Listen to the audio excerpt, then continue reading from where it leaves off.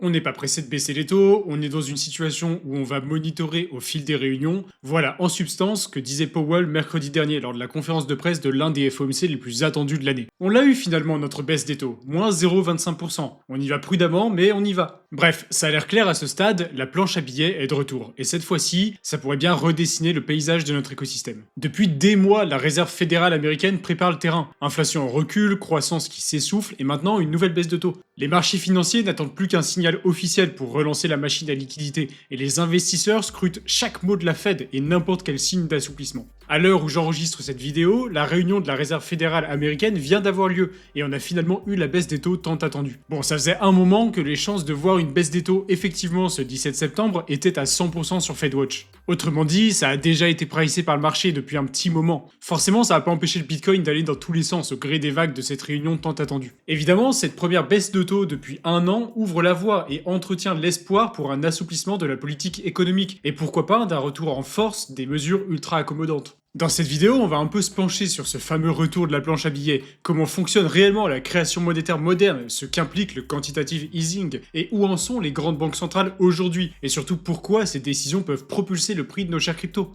Bon, permettez-moi une petite parenthèse avant de continuer. Vous avez peut-être vu passer l'info, et ça fait maintenant une dizaine de jours que le journal du coin a lancé Steady Lads. L'idée est simple, on suit en temps réel l'aventure d'un trader crypto pro qui gère un portefeuille de 100 000 $. Il partage toutes ses positions, ses analyses, sa méthodologie en toute transparence. Concrètement, vous avez accès au suivi complet du portefeuille, à des lives chaque semaine, à des analyses quotidiennes et à une communauté exclusive de passionnés. Mais surtout, ça vous permet vraiment de rentrer dans la tête d'un pro du trading. Chaque décision est expliquée, documentée, ce qui vous aide à comprendre son processus de réflexion et sa manière d'aborder le marché. Et d'ailleurs, ça fait que 10 jours et le portefeuille est déjà en positif, alors venez voir. En ce moment, il y a une promo de lancement en cours pour rejoindre l'aventure, donc si ça vous intéresse, je vous mets le lien directement dans la description. N'hésitez pas à aller jeter un œil. Quand on parle de planche à billets, on imagine souvent une machine qui imprime des liasses de cash. En réalité, la création monétaire des banques centrales est aujourd'hui essentiellement numérique, que ce soit la Fed ou la BCE ou bien n'importe quelle autre banque centrale en fait. Celles-ci n'ont pas besoin d'imprimer des billets, elles créent de la monnaie simplement par des écritures comptables. Le mécanisme phare de cette création s'appelle le quantitative easing, ou assouplissement quantitatif. Vous en avez certainement déjà entendu parler, particulièrement ces dernières années, depuis qu'il a cessé justement. Le quantitative easing, ou QE, c'est une politique monétaire que les banques centrales utilisent quand elles ne peuvent plus simplement baisser leur taux d'intérêt pour relancer l'économie. En temps normal, une banque centrale réduit son taux directeur pour rendre le crédit moins cher et donc encourager les prêts. Mais quand ces taux sont proches de zéro, ce levier ne suffit plus. Le QE prend alors le relais. Concrètement, la banque centrale crée de la monnaie sous forme électronique, qu'on appelle des réserves bancaires. C'est pas de l'argent que les ménages reçoivent directement, mais des liquidités que les banques commerciales peuvent utiliser. Avec cette nouvelle monnaie, la banque centrale achète massivement des obligations d'État ou d'autres produits financiers. Ces achats se font sur le marché secondaire, donc auprès d'investisseurs et non pas directement auprès du gouvernement. Tous ces actifs, c'est ceux qu'on matérialise sur ce graphique, la fameuse balance de la Fed. En rachetant ces titres en grande quantité, cette dernière fait monter leur prix et par effet inverse, fait baisser leur rendement. Les taux d'intérêt des obligations à long terme diminuent, ce qui facilite le crédit immobilier, les prêts aux entreprises et plus largement le financement de l'économie. Les investisseurs qui ont vendu leurs obligations se retrouvent avec du cash et comme les rendements obligataires deviennent faibles, ils cherchent des placements plus rémunérateurs, que ce soit en actions, en immobilier ou même en crypto. Forcément, cette chasse au rendement soutient l'activité économique. La monnaie créée reste d'abord dans le système bancaire, mais elle peut ensuite se diffuser si les banques prêtent davantage et si la confiance est au rendez-vous. Même si le QE n'est pas officiellement un financement direct de l'État, ses effets s'en rapprochent puisqu'il aide les gouvernements à se refinancer plus facilement. Ouais, parce qu'en fait, dans la plupart des juridictions, la banque centrale n'a pas le droit de financer directement l'État, et on comprend facilement pourquoi.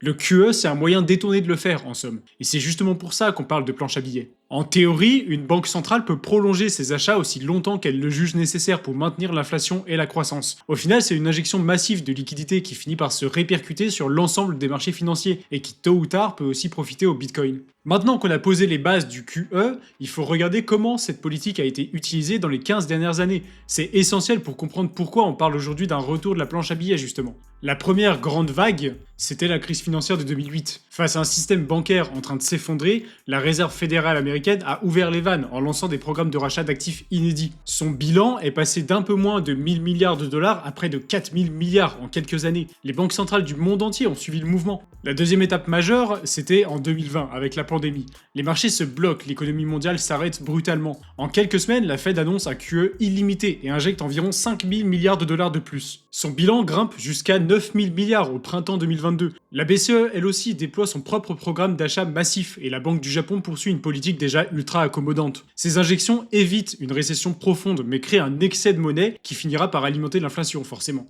Bah ouais, parce que dès 2021, les prix repartent fortement à la hausse. Aux États-Unis, l'inflation dépasse les 8%, un record depuis 40 ans.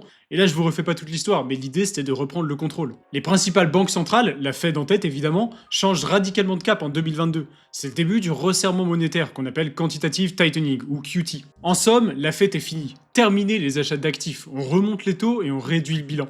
Les taux directeurs grimpent en flèche et le moins que l'on puisse dire, c'est que les marchés en pâtissent. Mais cette marche arrière brutale a vite montré ses limites. En mars 2023, la hausse rapide des taux provoque une perte de valeur massive sur les obligations détenues par les banques. Résultat, plusieurs établissements américains de taille moyenne font faillite, comme la Silicon Valley Bank, la fameuse SVB par exemple. Pour éviter une contagion, la Fed intervient en urgence avec une nouvelle ligne de crédit spéciale et injecte environ 300 milliards de dollars en une semaine. En pratique, c'est un retour du QE même si le nom n'est pas employé. Bitcoin réagit aussitôt et passe de 19 000 dollars à 30 000 dollars en l'espace de quelques jours. Et ouais, même sans employer le mot QE, injecter de la liquidité en masse suffit à stimuler tous les marchés financiers. Les banques centrales peuvent mettre fin à la planche à billets, mais il faut croire que ça dure jamais très longtemps. Dès que le système financier vacille, elles sont obligées de réappuyer sur la pédale d'accélération. Après ce coup de frein et ce passage obligé par un resserrement monétaire, on arrive au pivot, qui s'opère depuis 2024 et qui se poursuit en 2025. Aux États-Unis, la Fed a d'abord maintenu ses taux directeurs autour de 5,25 à 5,5% pendant plusieurs mois, pour finir de contenir l'inflation. Mais à l'automne 2024, les signaux de ralentissement économique deviennent trop clairs et l'inflation revient dans une zone plus confortable. Du coup, le 18 septembre 2024, la Banque centrale amorce son premier assouplissement en abaissant ses taux de 0,5%. C'est le début d'un cycle qui ouvre la porte à d'autres baisses. La Banque centrale européenne suit le même chemin avec une première coupe de 0,25% en octobre 2024, puis d'autres ajustements au fil des mois. La Banque du Japon, elle, n'avait jamais vraiment quitté sa politique ultra accommodante et la Banque populaire de Chine a continué d'injecter des liquidités pour soutenir une économie en perte de vitesse. Autrement dit, à l'échelle mondiale, on voit clairement un retour des politiques monétaires plus souples. Septembre 2025 devient donc un moment clé. Les regards sont évidemment tous tournés vers la Fed qui a enfin annoncé une nouvelle baisse des taux avant-hier.